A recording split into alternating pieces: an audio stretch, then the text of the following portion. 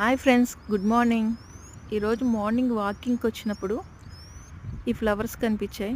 చూడండి ప్రకృతిలో ఎంత అందం ఉందో. ఇంత అందమైన ఫ్లవర్స్ నేనైతే ఎప్పుడు చూడలేదు. ఏముందిరా ఈ అద్భుతాన్ని చూడు అన్నట్టు ఒక్కొక్క పువ్వు ఒక్కొక్క విధంగా డిఫరెంట్ డిఫరెంట్ కలర్స్తో ఎంత క్యూట్గా ఉన్నాయో. నాకైతే చాలా బాగా నచ్చాయి ఫ్రెండ్స్.